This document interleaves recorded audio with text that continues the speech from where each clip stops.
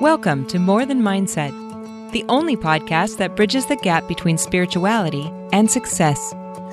Go beyond the mind with clarity and confidence coach Kim Guillory and learn how to integrate your passion to serve with your skills and experience to create a business you love.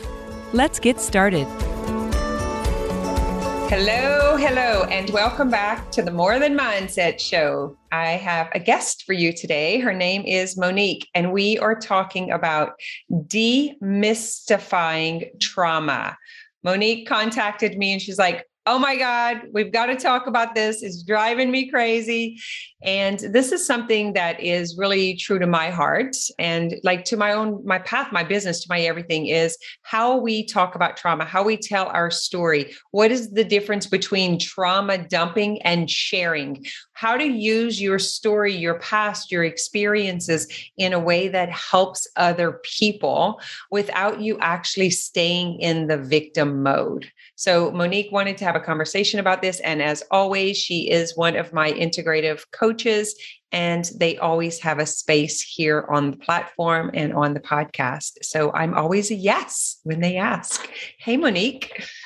Hi, Kim. How's it going? Good. Let's get going. I brought this up, especially with a lot of the things that we've been working on with the victim, I see it as two very different things. There's the victim story, the thing that happened to me, the thing that caused all this trouble in my life. And I remember being there for a while, when it was really hard. And then there's this is part of my story. This is what brought me here. And I really want to start separating those things and really giving people permission to discuss their stories, their trauma, their pain, and it not be this elephant in the room, this thing that we're not supposed to talk about. Yeah. It's, you know what I mean? Yeah, I do. It's kind of like demystifying humanity. It's like not being able to talk about divorce and suicide and, rape, whatever the things of the past were, because you got to tippy toe around, or you might offend someone, or, someone that might be hard for someone else to hear. And I get that. And I respect that. But then there's also the part of it for us that our experience is valid. And I don't mind talking about it if I believe doing it is going to help someone else. Right. My story is public and it's extreme and it was crazy and it was hard. And that means something to me. Mm-hmm. And to not be allowed to share that because it makes other people uncomfortable. You know what this reminds me of? When I was talking to Julie a few episodes ago, and she was talking about her children who had died. Mm-hmm. And so it's like when a parent loses a child and then everyone, is like guarded and doesn't want to talk about their child. And the thing they want to talk about the most is their child, especially if you have a memory of them or, and they want the opportunity to speak about it, to speak about the transformation, the change, the way that they have actually overcome what most people say you'll never overcome. So let's just go through an example of what does it look like when your story is invalidated, like when someone's not allowing you the space to talk about this part of your life. It's almost like that shouldn't have happened to you, or I hate that you experienced that. And what the person hears is that part of your life shouldn't have existed or been there. Because if we really believe in divine timing and law of attraction and all these things that we talk about, if that wasn't part of my life, I wouldn't be who I am. I wouldn't be here with you. I wouldn't be doing this work. Mm-hmm.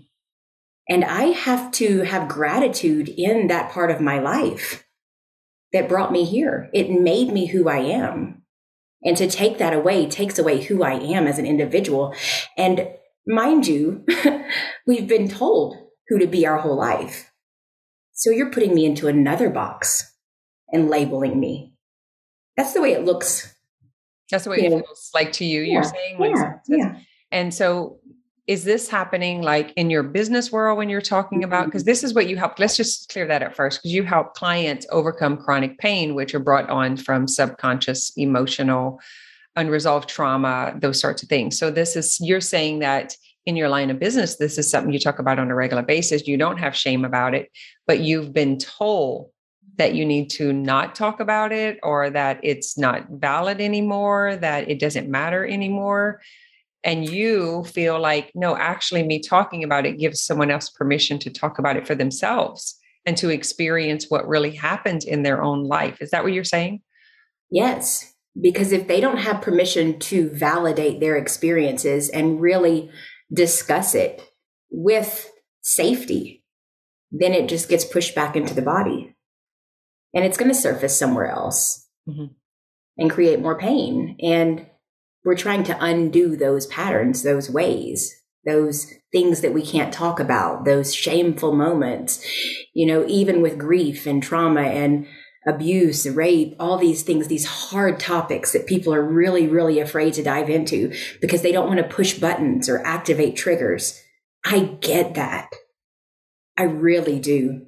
But that's not where we heal. And I think there's a big misunderstanding on what's actually happening. We're afraid that we're going to activate something, in my experience. And I think it's actually the opposite, but we've been taught that it's so scary to talk about that kind of stuff. It's so wrong. We don't do that. So them talking about it, there's a belief that them talking about it is going to make more of it happen. Is that what you're saying? Yes. Oh, Yeah. Interesting. That's what I've been told, not only by clients, but by professionals, even a doctor stopped me one time and said, "Oh, we don't have to discuss that anymore." No, I want to talk about it.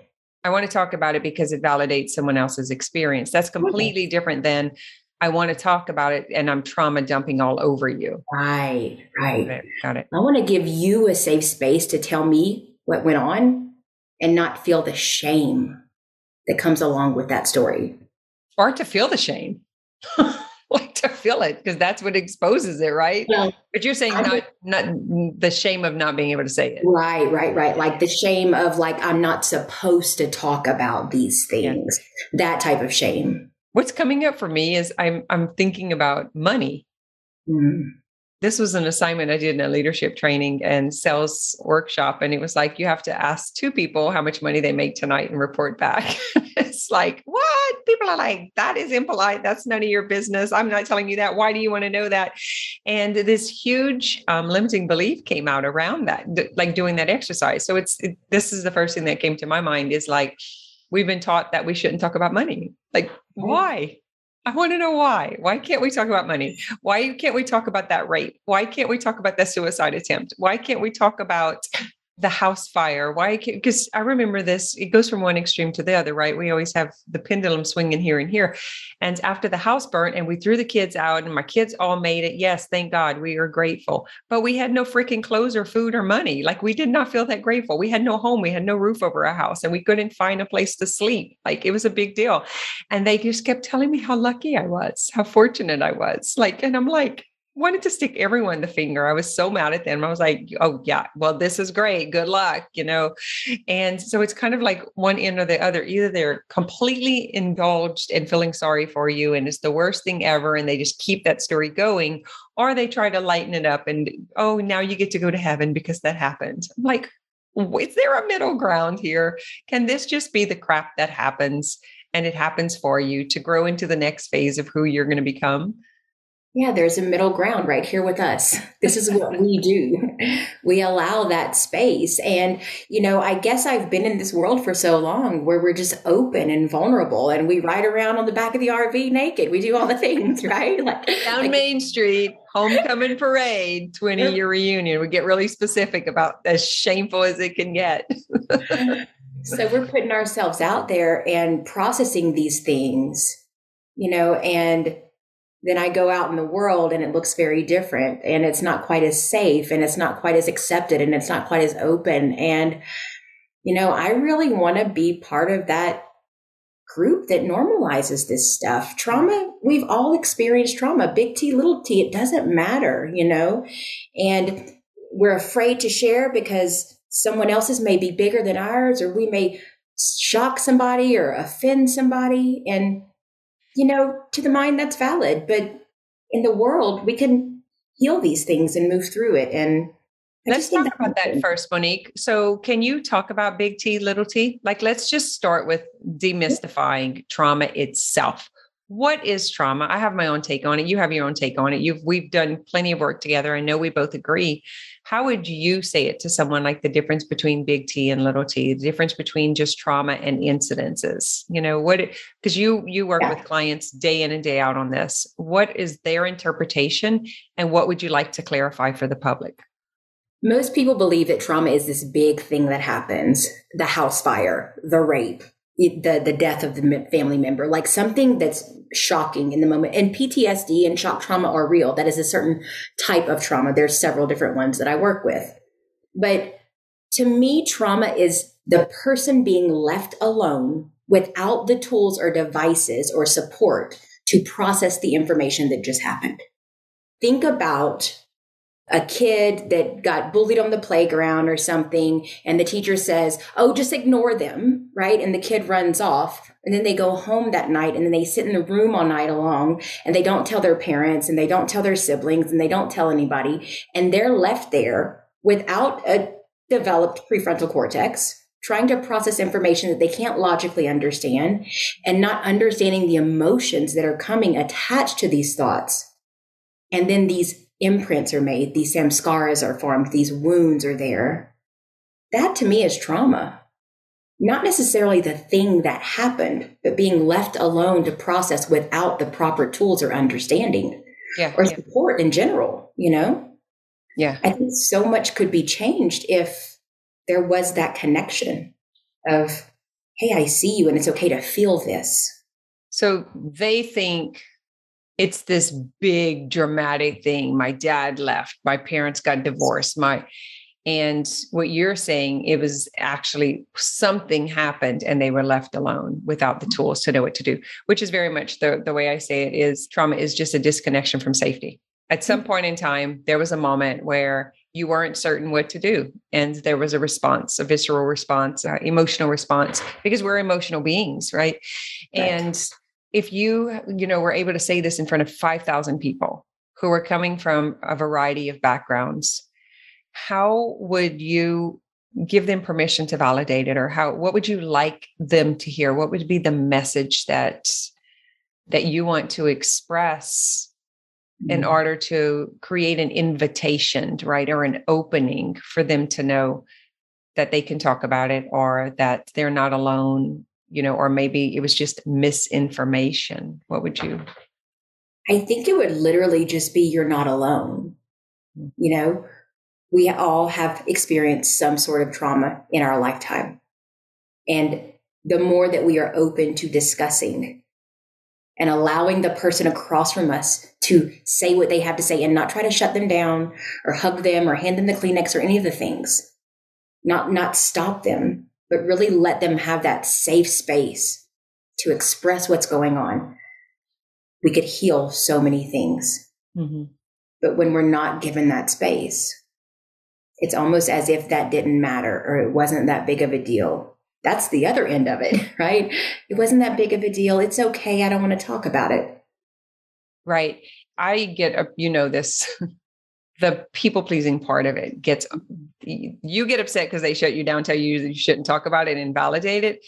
I get upset when someone is trying to interrupt someone's experience. So if we are processing through something, if we're talking about something, if they're like having a hard time expressing and getting it out, and, I'm working with them, and then someone comes in through the back or comes to the side of them and like, oh, you shouldn't feel that way, and gives them a Kleenex, and it makes me so angry. Like, I know you've heard me say this in Self-Healing Masters. I'm like, if anyone shows up in her private message, because it's invasive, she is bearing her soul. She is like validating every experience, all of the discomfort. And then you going try to save her is so selfish, because you are uncomfortable watching. That's your mess. That is not hers. Do not introduce. I am like a bulldog, man, like a pit bull when it comes to my clients, and having an experience that they weren't able to have their entire life because someone was telling them they shouldn't feel a certain way, shouldn't do a certain thing. Not on my time. Not on my time. I allow all experience to be valid. And you've been in that environment so long. So I'm sure you have seen it over and over. And you've seen the opposite side of it also, though. You've seen when someone tried to save you or someone tried to interject and tried to make you feel better. It's not fun. It's not fun. What you're telling the person is that they're wrong for feeling what they feel. And I know that's not the intention, but that's the way it comes across and is received. And not only to me, but several of my clients have expressed very similar things. And so I feel like it's just something we need to talk about. Yeah. Kim, it's like seeing the mom in the grocery store with the toddler that's freaking out. And we roll our eyes and say, she shouldn't have brought the baby to the store. No. Hey, mama, I see you. I remember having a baby that age. Do what you need to do. It's all good. We got you. Instead of rolling our eyes or shaming or thinking that that's not normal. These are normal things that happen in our world. And we've been putting this veil over it as if it's not real. And I want to bring it to the light and let it be valid. There's a pink elephant in the room. Yeah. Its name is trauma. Yeah. Big T, little t. And you now have permission to speak it. But you can see where someone would want to stop it because there's so much vomiting of the trauma, right? They're just like really throwing it out there. And they actually want the secondary gain, which is the validation and the Kleenex and the someone to come pat. Because I know that's what happens. The clients who want to go pat them on the shoulder or wants to give them the Kleenex feels like I wasn't sensitive enough. You have no idea how sensitive I am. I am so sensitive that I will protect them to the end. I actually might know what they do need to experience. I'm not doing it because I don't have time for them. I'm doing it because I want to grant them their own awareness, because we have to have the cognitive awareness in order to get the transformation. And so when we're always cheating on the test or looking at someone else's answers or someone else doing it for us, we don't get that cognition. So we don't get the transformation. And so I'm protective because I don't want them to cheat my client. And I think that's what you're saying. But when you were told, like, you don't have to go back and share your story or tell your story. And you're like, no, I want to share my story because I am the result of overcoming that. Like, you're taking away my win that I want to share. Actually, you're taking away my celebration that I came from ... And now I'm here. Yeah. And it's sad. It's sad when someone is really excited about moving through something or transitioning, and the person that you're talking to is so uncomfortable hearing it that they shut it down. Yeah. Yeah. See that. And that's so many different, subjects, not just this, but I think the most important part too is some of the traumas were not dramatic. Right. Like, I wasn't beaten and thrown out of a vehicle, or, the house wasn't set on fire with me in it, or any of that stuff. But the abandonment and the rejection and the neglect was so subtle, and so looking from the outside, it probably, like, what are you complaining about? Right. That kind of thing. But actually that separation and not knowing and not having the understanding at a young age, it is very traumatic. And the imprint moved along with me into adulthood and even into my business. And so when I was going to have to do something new that I wasn't familiar with, that I don't know what to do, was still there. The imprint was still there. And you're saying that's the importance, because I think when you come from, I'm pissed about this, I want to talk about this, it's coming from how it holds your clients back. Yeah. Yes. That people keep telling them this. Yes. And it's exactly that. This is in us. It's in us regardless, whether we talk about it or not. And so how do you want to be in this? Yeah. Do you want to be open and allowing and let it move through? Or do you want to keep pushing it down and holding on to it because we don't talk about that kind of stuff? Or, oh, there's no reason to bring up the past, or, I'm grown, so I'm not going to go there anymore. I think people are really misunderstanding what's happening because they're holding on to it and carrying it regardless of whether or not they process it and discuss, And it triggers in the adult life. And so often we think we've gotten over something. And I'm here to say, I thought I had gotten over so many things. Remember? And then I realized I hadn't. I was just really great at burying and building walls and not talking about certain things because it wasn't really acceptable. You know, there's taboo subjects we just can't discuss. And so I thought I had overcome, and I was through all these things. And then it hit me about like the ones that I could talk about.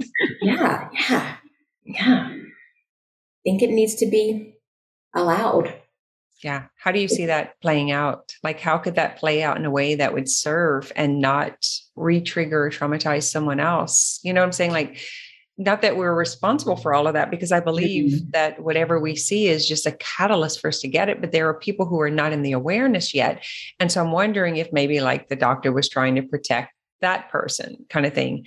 So how would you suggest, like, how would you solve this problem?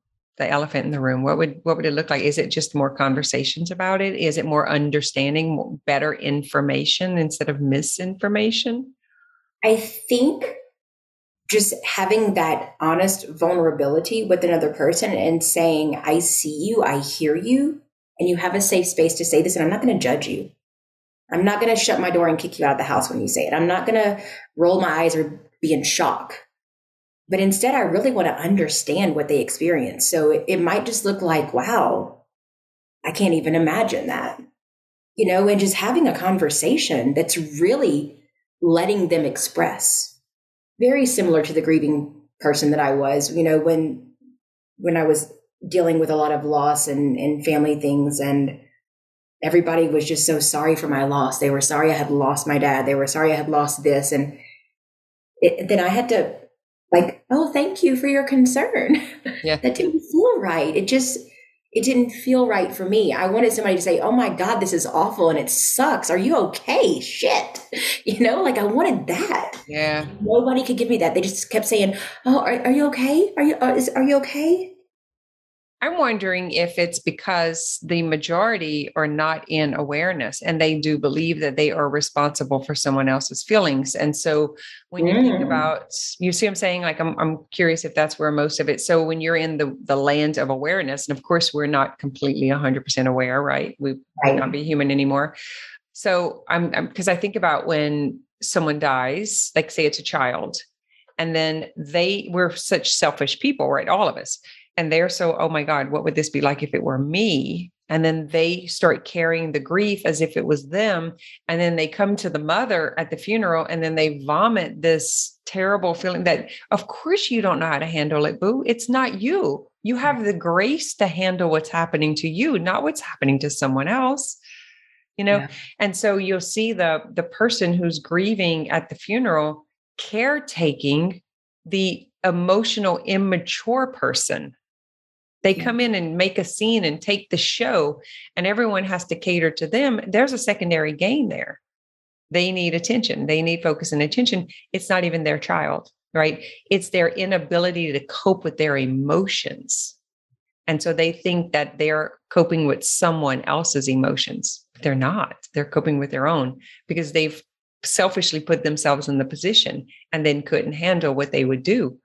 But I truly believe that we can't handle other people's problems. We can't be sick enough for them to be well. We can't be poor enough for them to be rich, or rich enough to be however you want to turn that around. In other words, we can't become them in order to help save them. It doesn't work that way. We have to be the example to show them a possibility and a potential of something they've never experienced before. And if that looks like you and I sitting here having a conversation about some of the traumas that we've had in our life, and we can do it with a dry eye, or we can do it from a clean space where we're not trauma dumping, we're not making anyone feel anything. We're just using the space to tell the story for the person who wants to overcome it, for the person who wants to live a different way, that doesn't want to be still pinned up on the cross. Because that's how the majority of the world sees it, especially with the religious dogma and believing, you know, that in all of this suffering, what if we don't have to suffer just because something sucks? That's it right there. What if we don't have to suffer just because something sucks? Maybe we just That's the recognize message. yeah, and we feel it. That's the Which, message. guys, this is just us hashing it out. It's like Monique's like, I want to have a conversation about this. And I was like, let's do it. Let's see where it goes. And so you get us in real time, like as we're working through and moving through, because if something is triggering you, there's something underneath it. And so that would be the question for her. Why is this triggering you? And we got to the source of it, which was to protect her clients, which I feel very much the same way. When someone doesn't want my people to feel a certain way, there's a problem, and it's the other person. Yeah. The problem is not the person who's feeling it. And I think there's just this message out there, like, be high vibe, be in this good mood, change your thoughts, all these things. And I get the agenda behind it, but sometimes that's just not our reality. And we're human. And I think we need to have a space and have permission to feel and express all these things that isn't, that's such a taboo space, like we've been talking about, that it's not a problem. Maybe trauma's not the problem. Maybe drama is the problem. Drama around the trauma. Yes, exactly. Like needing all of that drama instead of going, that's the difference. That's the cutout point, right? That's all the extra. The drama, the showing up at the funeral home, they go, and all the carrying on and can't compose. That's drama. That has nothing to do with the actual trauma. That has everything to do with your inability to manage your emotions. Yeah. It's okay to be sad. It's okay for things to fall apart. It's okay for things to suck. You actually do not have to suffer. Yeah. If you're willing to feel it. But we've been taught not to feel because it's not safe. And I think that's a lot of that conflict comes in. Yeah. Oh yeah. No, for sure. I'm all about feeling. Since I turned that baby on, I am in it. And I'm good with it. I love it. I love feeling all the feels. So different. Yeah. How long did you avoid that? How many years did you avoid that? 35. Yeah. And once you started feeling it, wasn't there still a temptation to avoid it anyway? Like, even though you knew, like, that took a few years. Like, I think we need to really look at the reality of how long it takes to become emotionally mature. We still have episodes. We still have memories in the body. We still have imprints of the past. And so it's like, we just keep moving through it and the cells are being replenished. So it's not as much, but to say that we don't still have moments of freak out. But here's the difference. I process it in real time. I get out my journal, I do the steps, I use the punchline, and I move through. I navigate differently. I get a different result. And it's so different and so fast compared to the years that I spent in nonsense before, And as long as people are giving you the Kleenex and keeping, the stuff going, you can't get it because it feeds a part of us. And you got to break that addiction. You got to break that cycle. And for sure, the punchline approach is the path. For sure. For sure. It's magical. It'll help take you through any situation. Yeah. Because it's just a universal law of overcoming. Crazy what 5 little words can do to your life. Yeah. Is there anything else that has come to your awareness through this conversation that you would want someone else to know or invite them into your world to come and do some of this work? Again, I can't say it enough. I really just want to normalize having conversations around what we consider our trauma, our story, our pain points, our life, and just really allow people to be heard and seen with what they've experienced so that we can actually release and heal these emotions that are trapped in the body. Not necessarily the story. We're not going to change the past. But we can choose different. We have choices now. And there's methods and techniques that are mind-blowing and so easy to incorporate in what we do. And I can't not be grateful for this work at this point. It's so healing. It's so comforting. It's so different to have ease and calm and energy and do things in a manner instead of pushing it all back down and letting it surface somewhere else or be triggered or not have permission to be who we are. I don't want to lie to myself anymore. I want to really be who I am. And this is part of who I am. And I want to be accepted for who I am. And I want to accept you for who you are and what you've been through. Mm-hmm. And I think in that acceptance, we have so much connection and bonding and healing that occurs when we're not alone in a story. Yeah, because we can't trust our mind in our own alone story. I have two questions for you. One of them is, I'm wondering if you were triggered because of how long you were desperately in that situation. And so it's almost like a triggering of, will you shut up and quit telling the people they can't talk about this so that they don't suffer any longer? Yeah. I'm curious about that. Number one, do you want to speak on it? And I'll tell you the second. So, let's go back to being a child. Be quiet. Don't do that. Sit down. Shut up. Go to your room. Being told what to do. It's no different. Except for now it's adults and we're adults and we still feel like the children that don't have permission to be us. Don't do cartwheels in the house. Don't wear your skates. Don't tap. It's too much, right? It's the same thing. This is part of who we are. Yeah, and because it's coming from a doctor, because it's coming from a hierarchy or from a label or from a professional. Yeah, that makes it. I can see that. It's like the teacher or the parent. Mm. The second question I had for you is, I know you've seen this, but I just wanted you to be able to speak to it, is the thing that blew my mind the most is when I realized that we actually don't have to tell the story. We don't need to tell the whole story because most of what we remember is inaccurate anyway. Right. What's been your experience with that because there's a person here that doesn't want to tell the story. And if you can help just take them through what they're experiencing, they'll get the transformation. So would you like to speak to that? Yeah. And that's it. We don't have to go into the details of the story. We don't. We just need to know what your brain believes. That's right. And then once we go there, then we can unveil what the unconscious is doing or protecting or holding on to.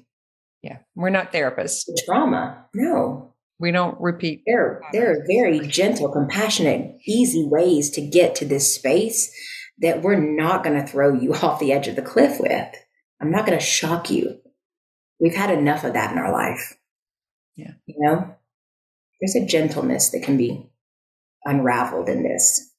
And I think we've just been taught otherwise. And I want to demystify that, that theory. I love it. All right. I feel complete unless you want to add something else to it. I don't feel like it has to be long and drawn out. I think it was pretty much basically to the point. Let's demystify the stories, learn the difference between trauma dumping and expressing, invalidating and validating. And if anyone is interested in this work for yourself, like we said, you don't have to dive into stories. You don't need to tell anything of the past. We take you forward moving here. Monique can be found on social media. She has her own YouTube channel. We'll link her below. She's been on several of the podcasts. She is one of my mind-body coaches. I would say if anyone were to teach this work outside of me, it would be her. She comes highly recommended. I know she knows what she's doing. We've been doing this together for years. Yeah. Is there anything in particular you have going on right now that you want to offer? I will be taking a few people in a small group coming up soon, specifically for this work. So if that is something you're interested in, feel free to reach out and link to me. And other than that, I've got a one-on-one space opening up soon. If you want to do some very private, intense work, I have that space as well. And I can get you there. So that's pretty much what I have going on right now. If you just want to talk about this work, just let's connect. She's all over social media. You'll find her. We're on all the platforms. So I'm everywhere. Okay. So you're doing one-on-one right now, but you have it's a group of 4 where you're taking 4 people through the process. Taking a group of 4 through the process. Yep. It's a 90-day program and it's straight to the point. So if you're ready to get to work, this is it. We'll post a link to contact you below. All right. Thanks for coming on and hashing it out. This is what we do with our triggers, guys. We don't hide them. We don't avoid them. We're like, there's some triggering going on. Let's have a conversation about it. So you saw it in real time. This is how we handle the things that come up, the objections that come up in the work that we do. We've had a lot of objections when it comes to the integrative mind-body world and how to help people heal and, overcoming the stories about having to have the badge or the Jesus robe, or you can't help people move through that if you haven't done this certain kind of training or whatever. And these belief systems, it's all BS. Don't short yourself by believing some of that stuff. Get help from someone who has done it, someone who has been through it, someone who has helped many other people through it. Do yourself a favor, finish this, clean it up, and move into a new way of living, because it really is. It's a new way of living. To move from victim, like you'll never want to go back. You'll never want anyone to bring you the Kleenex and to come save you or try to make you feel better. It's like, I'm fine. I know how to feel. I don't need that. Right. Thank you. Thank you. Bye. Thanks for listening to this episode of More Than Mindset.